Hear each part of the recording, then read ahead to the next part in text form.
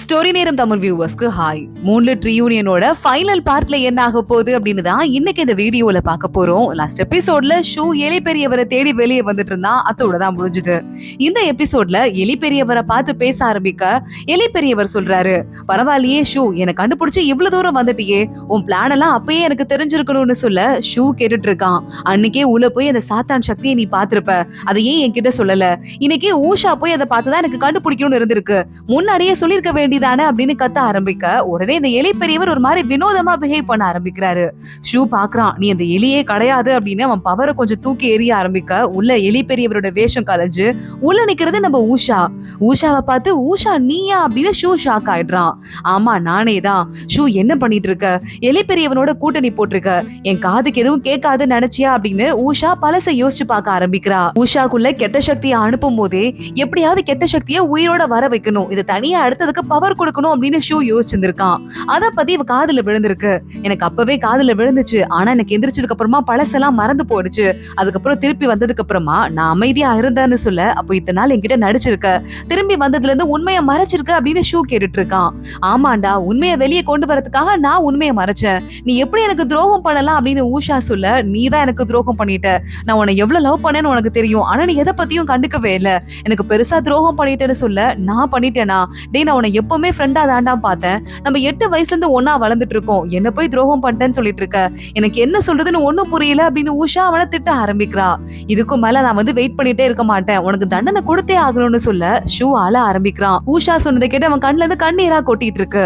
ஆனா ஊஷா, உன்னை இங்கேயே நான் ஜெயில வைக்க போறேன், நான் அதுக்கப்புறமா எல்லா வேலையும் முடிச்சிட்டு அப்புறம் உன்னை கூட்டிக்கிறேன் அப்படின்னு சொல்லிட்டு அவளை கண்ட்ரோல் பண்ண பாக்க ஊஷா டக்குன்னு ஒரு பவர் விட்டதும் அவளுக்கு பின்னாடி அவளோட ஒரிஜினல் பூனை பவர் பின்னாடி நிக்குது. பூனை கடவுளோட பவர் ஃபுல்லா எப்ப வரும்னா ஆத்மாவா முழுசா மாறினாதான் வரும். நீ எப்ப முழுசா டீமனா மாறின, அப்ப இதுக்கும் மேல என்னோட ஹெல்ப் உனக்கு தேவையே இல்ல, அப்ப நீ இனிமே எனக்கு கண்டுக்கவே மாட்டேன் அப்படின்னு ஷூ ஒரு மாதிரி சோகம் ஆயிடுறான். அப்ப நான் வச்சு அட்டாக் பண்ணிதான் ஆகணும் அப்படின்னு ஊஷாவை பார்த்து பெரிய பவர்ல அனுப்புறான். அது ஊஷாவே குத்தி கிழிக்கிற மாதிரி போயிட்டு இருக்கு. ஆனா அவகிட்ட ஃபுல் பவர் ஆக்டிவேட்ல இருக்கதால அது அவளை ஒண்ணும் பண்ணாதான். ஷூக்கும் இது தெரிஞ்சுதான் இருக்கு. அந்த பவர் அப்படியே அவ மேல பட்டு அப்படியே ரிஃப்ளெக்ட் ஆயிட்டு நம்ம ஷூ மேலேயே விழுது. ஷூவோட நெஞ்சுக்குள்ள ஒட்டு மொத்தமா எல்லா பவரும் போயிட்டு அங்கே பொத்துன்னு கீழே விழுந்துடுறான். ஊஷா போறா, ஏன்டா இப்படி பண்ண, நீ சாவான்னு உனக்கு தெரியும்ல இப்படி பண்ணா, அதையும் மீறி ஏன் இப்படி பண்ண அப்படின்னு கேட்க, உன்னை சரி பண்ணணுங்கிறதா என்னோட ஒரே எய்மா இருந்தது, இப்ப நீயே சரி ஆயிட்ட, ஆனா அப்பயும் நான் உனக்கு தேவையே இல்ல, இதுக்கு மேல இந்த உலகத்துல நான் இருக்க வேண்டாம் அப்படின்னு சொல்லிட்டு அவளை தொடுற மாதிரி ஷூ அங்கேயே இறந்து போயிடுறான். புக்கா மாறி அந்த புக்கும் எரிய ஆரம்பிக்குது. இதெல்லாம் பார்த்துட்டு ஊஷாக்கு அழுகையா வருது. சின்ன வயசுல இருந்து ஒன்னா வளர்ந்தவங்கல்ல, கதறி கதறி அழுதுட்டு இருக்கா. ஊஷா அங்கிருந்து வெளியே வரும்போது பார்த்தா சாத்தான் சக்தியோட பாதிப்பு பட்டு அங்க இருக்கிற எல்லா மக்களும் மயங்கி விழுந்திருக்காங்க. ஊஷா கிட்ட அந்த எலி பெரியவன் இருக்கான்ல, அவன் பேச ஆரம்பிக்கிறான். ஒழுங்கா என்ன பாக்குறதுக்கு ஜெயிலுக்கு வா, அங்க உனக்காக நான் ஒரு வேலை வச்சிருக்கேன்னு சொல்ல ஊஷா வேகமா என்ன ஆச்சுன்னு பாக்குறதுக்கு போறா.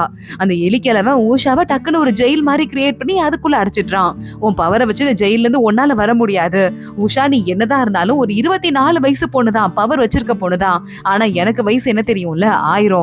ஷூ சத்துட்டு போறான். அவன் எனக்கு சின்ன ஒரு தூண்டுகோல் மாதிரிதான். இப்ப அவன் கிரியேட் பண்ண எல்லா பவரும் என்கிட்ட இருக்கு, என்னோட 1000 வருஷம் எலி பவரும் என்கிட்ட இருக்கு, சாத்தான் சக்தியும் என்கிட்ட இருக்கு, நான் இனிமே அதெல்லாம் பாத்துக்கிறேன் அப்படின்னு சொல்லிட்டு ஊஷாவோட உடம்புக்குள்ள இருந்து கொஞ்சம் நெகட்டிவ் எனர்ஜி எடுத்துட்டு அந்த கிழமை அங்க இருந்து கிளம்பிட்டு இருக்கான்.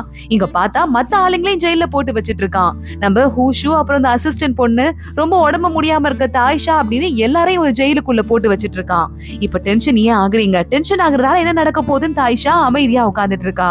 இங்க ஊஷா ஜெயில அடைஞ்சிட்டு இருக்கா. யாராவது என்ன காப்பாத்துங்க ப்ளீஸ் அப்படின்னு சொல்லிக்கிட்டு இருக்கா. அப்ப அவளுக்கு மறுபடியும் பழைய பூனை தலைவர், அதாவது நம்ம சூயோட அப்பா இருக்கார்ல, அவரு ஞாபகம் வருது. நான் ஒரு முழு பூனை தலைவியா இல்ல, என்னால அவங்களை காப்பாத்த முடியல அப்படின்னு நம்ம ஊஷா சொல்ற மாதிரியும், இல்ல உன்னால முடியும், உங்ககிட்ட ஒரு சக்தி இருக்க போய் தான் உனக்கு நான் எல்லா பவரையும் கொடுத்தேன், உன்னால முடியும் அப்படின்னு அவர் என்கரேஜ் பண்ற மாதிரியும் இருக்கு. ஊஷா மறுபடியும் கண்ணை திறந்துடுறா. அந்த நேரம் பார்த்து யாராவது என்ன காப்பாத்துங்க அப்படின்னு கேட்டுட்டு வெளியே போய் எட்டி பார்த்துட்டு இருக்க சூயு அங்க உள்ள வரான். சூயவை பார்த்து ஊஷா ஷாக் ஆயிடுறா. நீ எப்படி இங்க வந்த, உன்னால இதை ஓபன் பண்ண முடியாது, என்னாலேயே இதை ஓபன் பண்ண முடியாதுன்னு ஊஷா சொல்லிட்டு இருக்கும் போது சூயு அவன் ரத்தத்தை எடுத்து அந்த கேட்டை ஓபன் பண்ணிடுறான். ஊஷா வேகமா ஓடி கட்டி பிடிச்சுக்கிறா. உன்னால எப்படி முடிஞ்சதுன்னு சூயு இப்ப பிளாஷ்பேக்க யோசிச்சு பாக்குறான்.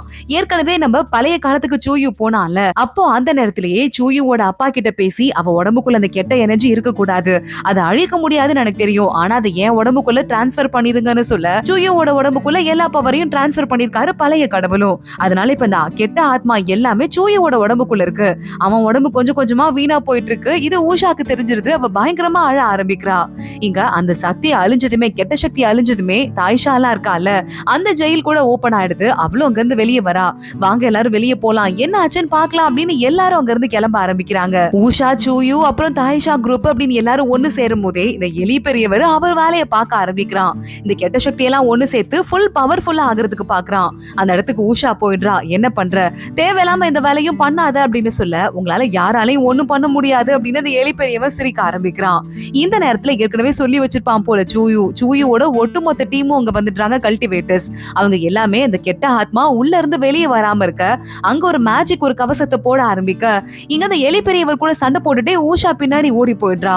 ஊஷாவோட முழு பூனை உருவத்தை பார்த்து, நீ எப்படி இப்படி பவர்ஃபுல் ஆன, உனக்கு எப்படி முழு உருவம் வந்துச்சுன்னு எனக்கு சுத்தமா புரியலையே அப்படின்னு அவன் ஒரு மாதிரி பதறிக்கிட்டு இருக்க, ஊஷா அமைதியா, இப்ப தெரியுதுல எனக்கு பவர் வந்துருச்சுன்னு, ஒழுங்கா எது ஓடி போயிடுன்னு சொல்ல, உன்னால ஒண்ணும் பண்ண முடியாது, ஏன்னா சாத்தான் சக்தி வந்துருச்சு அப்படின்னு சொல்லிட்டு அங்க இருந்து அந்த எலி பெரியவன் கிளம்புறான். ஊஷாவை அட்டாக் பண்றதுக்கு அந்த பவர் வந்துட்டு இருக்கு. ஊஷாவை நேரா காப்பாத்துறதுக்கு சூயு அங்க வந்துடுறான். அவன் வந்து ஊஷாவை காப்பாத்திடுறான். இப்பதான் ஊஷா அவனோட கைய கழுத்தெல்லாம் பாக்குறா. ஃபுல்லாவே அந்த கெட்ட சக்தி உள்ள போய் அவன் உடம்ப அழிச்சிட்டு இருக்குன்ட்டு. இதுக்குடா என் கிட்ட இருந்து நீ அந்த சக்தியை வாங்கிட்ட அப்படின்னு ஊஷா கேட்க, ஏன்னா இது எனக்கு வந்திருக்க வேண்டியதுன்னு சூயு பிளாஷ்பேக்க சொல்ல ஆரம்பிக்கிறான். குட்டி வயசுலயே சூயுவும் ஊஷாவும் ஒருத்தங்க பாத்திருக்காங்க. அப்ப சூயுவால ஊஷாவோட வழக்கு கீழே விழுந்து உடஞ்சிருக்கு. சரி ஓகே நான் கிளம்புறேன்னு ஊஷா அங்க இருந்து சிரிச்சுட்டே போக சூயு பாக்குறான்.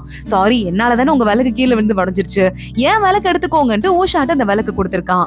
அந்த விளக்கு சூயுக்கு அவங்க அப்பா கொடுத்தது. அந்த அவங்க அப்பாவோட பவர் அதுக்குள்ள இருந்திருக்கு.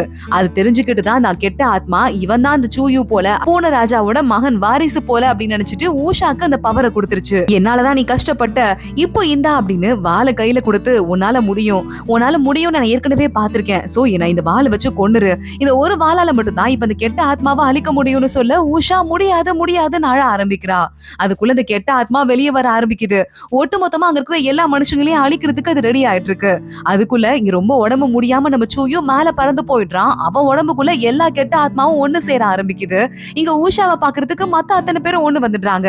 நாங்க எவ்வளவு கேட்டு போட்டும் கெட்ட ஆத்மா வெளியே வந்துருச்சு, எங்களால ஒண்ணும் பண்ண முடியலன்னு சொல்ல, சூயுவோட உடம்புக்குள்ள எல்லா கெட்ட சக்தியும் போது அவனாலேயே ஒரு லெவலுக்கு மேல அவனை கண்ட்ரோல் பண்ணிக்க முடியல. ஊஷா பக்கத்துல சூயு வரான். எல்லாரும் கையில வால் எடுத்துட்டு ரெடியா இருக்க, சூயு ஆனா ஊஷா பக்கத்துல வந்து, ஏய் என் பாரு, நீ என் பொண்டாட்டி, என்ன மறந்துட்டியா, என்ன போய் கொல்ல போறியா, நம்ம 2 பேரும் எப்பயும் ஒன்னாதானே வாழணும் அப்படின்னு கெட்ட ஆத்மாவா பேச ஆரம்பிக்கிறான். ஊஷா பாக்குறா. இந்த சிரிப்பு சூயுவோடது கிடையாது, இது கண்டிப்பா அவனோடது கிடையாது அப்படின்னு சொல்லிட்டு கையில அந்த வால் எடுத்து சூயுவோட நெஞ்சிலேயே ஒரு குத்து குத்திடுறா. சூயு அப்படியே அதிர்ச்சியா பாத்துட்டு இருக்க, ஊஷாக்கு அதுக்கு மேல அழுக தாங்க முடியல. அப்படியே சூயுவே பாத்துட்டு இருக்கா. அந்த இடத்துல விழுந்து அங்கேயே நம்ம சூயு இறந்து போயிடுறான். இங்க மத்த ஜியாங் அப்படின்னு சொல்லிட்டு அங்க இருக்கிற அத்தனை பேரும் ஷாக் ஆயிட்டு பாத்துட்டு இருக்க, ஊஷா கண்ணு முன்னாடியே வந்துட்டு சூயு கொஞ்சம் கொஞ்சமா அவன் உயிர் போறத பாத்துட்டு இருக்கா. நான் வந்து இந்த கெட்ட சக்தியை மட்டும் தான் கொண்டிருக்கேன் சூயு, நான் ஒண்ணும் கொல்லல, நீ வெளியே வா அப்படின்னு ஊஷா கூப்பிடுறா. ஆனா சூயுட்ட பேச்சு மூச்சே இல்லாம இருக்கு. ஊஷா கதறி அழுதுட்டு இருக்கா. சூயு அப்படியே அசையாம அந்த இடத்துல உட்கார்ந்துட்டு இருக்க. இப்ப நான் என்ன பண்ண போறேன், என்ன பாரு அப்படின்னு நம்ம சூயுவை கட்டி பிடிச்சிட்டு ஊஷா அழ ஆரம்பிக்கிறா. அப்படியே ஒரு 6-7 மாசம் ஓடிடுது. ஊஷு இங்க மறுபடியும் அவளோட வழக்கம் போல அந்த கிளப்ப நடத்த ஆரம்பிக்கிறா. நிறைய லாபம் வர ஆரம்பிக்குது. இங்க நம்ம சூயுவோட மத்த சீனியர்ஸ்லாம் இருக்காங்கல்ல, அந்த பசங்க எல்லாம் ஒன்னா உட்காந்துட்டு இருக்காங்க. இத்தனை நாள் நம்ம பாதுகாத்துட்டோம், இதுக்கு மேல எந்த ஆபத்தும் வரப்போறது இல்ல, இங்க இருந்து கிளம்பலாம் அப்படின்னு சொல்ல, நம்ம ஜியாங் வந்து ஹூஷுவை பார்த்து ஒரு பாய் சொல்லிட்டு ஃபைனலா அங்க இருந்து கிளம்பி போயிடுறான். இங்க மெய்சி ஆளாளுக்கு பாக்குறாங்க. கையில வச்சிட்டு இருக்க ஒரு பெட்டி கீழே விழ மாதிரி போக மெய்சி பாக்குறான். ஐயோ கீழே விழுந்துற போகுது அப்படின்னு சொல்லிட்டு இப்ப மெய்சி ரொம்ப ஒரு ஃபேமஸான ஒரு ஆர்டிஸ்ட் ஆயிடுறான். அவனை பார்த்து எல்லாரும் பாராட்டுறதுக்கு வந்துட்டு இருக்காங்க. பார்த்தா அந்த பாக்ஸ்குள்ள என்ன வச்சிட்டு இருக்கான்னா, ஷுவான் எழுதுனால அந்த பேப்பர்லாம் ஷுவானோட ஞாபகமா பத்திரமா வச்சிட்டு இருக்கான். ஷுவான நான் இன்னும் மறக்கல, எனக்கும் என் ஞாபகத்துல இருந்துட்டு இருப்பான் அப்படின்னு மெய்சி சொல்லிக்கிட்டு இருக்கான். இங்க மெய்சி நேரா கிளம்பி தாய்ஷா ஊருக்குள்ளேயே வரதில்ல அப்படின்னு நேரா டீமன் உலகத்துக்கு போயிடுறான். எனக்கு வந்து நான் முக்கியமான ஒரு ஆளை பார்க்கணும், ஒரு குழந்தை அப்படின்னு மெய்சி சமாளிக்க ஆரம்பிக்க, கரெக்டா அந்த பக்கமா தாய்ஷா ஓடுறா. மெய்சி வேகமா பின்னாடியே ஓடிட்டு இருக்கான். அதுக்குள்ள இந்த குழந்தைங்க எல்லாம் ஒன்னா சேர்ந்து சண்டை போட்டுட்டு இருக்காங்க. இந்த குழந்தைய தான் பார்க்க வந்தீங்களா அப்படின்னு அசிஸ்டன்ட் கேட்டு அந்த குழந்தைங்க நம்ம மெய்சி கிட்ட கொடுத்துட்டு போயிட, மெய்சி திரும்பி பாக்குறான். தாய்ஷா அங்க இருந்து வந்துட்டு இருக்கா. தாய்ஷாவையே மெய்சி உத்து பாத்துட்டு இருக்க, முதல் முறையா தாய்ஷா மெய்சியை பார்த்து சிரிக்கிறா. சந்தோஷமா பாசமா சிரிக்க ஆரம்பிக்கிறா. மெய்சியும் சந்தோஷமா சிரிக்கிறான்.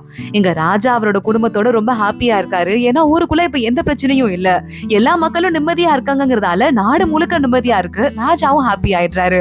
இங்க ஒரு பூனைக்குட்டி வேகமா வீட்டுக்கு ஓடிட்டு இருக்கு. வேற யாரும் இல்ல, ஊஷா தான். வீட்டுக்கு ஓடி போயிட்டு இப்போ எந்த பிரச்சனையும் இல்ல, டீமன் உலகமும் சந்தோஷமா இருக்கு, மனுஷ உலகமும் நிம்மதியா இருக்கு. இவ்வளவு நிம்மதியா என்னைக்குமே இருந்தது இல்லங்கிறதால கல்டிவேட்டர்ஸ் எல்லாம் ரொம்ப ஹாப்பியா இருக்காங்க. அதனால கெட்ட கல்டிவேட்டர்ஸ் எல்லாம் இருப்பாங்கல்ல, அவங்கள வந்து பிடிக்கிறதுக்காக உன்னோட சீனியர்ஸ் எல்லாம் கிளம்பி போயிட்டாங்க. நானும் ரொம்ப பிஸியா இருக்கேன். இப்போ ஒன்னே ஒண்ணுதான் குறை, நீ இன்னும் ஏஞ்சு வர மாட்டேங்கிற. நீ எப்படா ஏஞ்சு வரப்போற? 6 மாசமா நீ படுத்த படுக்கையா இருக்க, புரியுதா? உன் உயிர் இன்னும் உடம்புலதான் இருக்கு. ஆனாலும் படுத்த படுக்கையா இருந்து நீ என்னத்தை சாதிக்க போற? நான் ரொம்ப பிஸியா இருந்துட்டு இருக்கேன். சீக்கிரம் வரியால நான் வேற யாரையாவது கல்யாணம் பண்ணிக்கவா அப்படின்னு சொல்லிட்டு ஊஷா அங்க இருந்து கிளம்புறா. ஒரு மூலிகை ஒண்ணு, அதிசய மூலிகை ஒண்ணு வாங்கி வச்சிருந்தாங்கல்ல, அதை வச்சு அது மூலமா தான் நம்ம சோயோக்கு இப்ப சக்தி கொடுத்துட்டு இருக்காங்க. கரெக்டா அந்த மூலிகை அங்க ஜொலிக்க ஆரம்பிக்குது, வெளியே வளர்ந்துட்டு இருக்குது. நம்ம சோயோ கண்ணு முழிக்கிறான், அவன் கண்ணுலயும் பூனை பவர் ஜொலிக்க ஆரம்பிக்குது. அதோட தான் இந்த எபிசோட், இந்த சீரீஸ் ஒரு முடிவுக்கு வருது. இப்போ சோயோக்குள்ளயும் பூனை பவர் வந்துருச்சு. இனிமே சோயோவையும் ஊஷாவையும் யாராவது நினைச்சா கூட பிரிக்க முடியாது போல. அந்த அளவுக்கு ஒரு ஸ்ட்ராங் பாண்டிங் வரதோட தான் இந்த ஹாப்பியான சீரீஸ் ஒரு எண்டுக்கு வருது. அடுத்து ஒரு பியூட்டிஃபுல்லான சீரீஸ் நம்ம சேனல்ல வரப்போகுது. அது என்ன சீரீஸா இருக்கும் அப்படின்னு கமெண்ட் செக்ஷன்ல மறக்காம சொல்லுங்க. அது மட்டும் இல்லாம நம்ம சேனலை சப்ஸ்கிரைப் பண்ணி பெல் ஐக்கானையும் கிளிக் பண்ணிக்கோங்க. அடுத்த வீடியோல பார்க்கலாம். அது வரைய பாய்.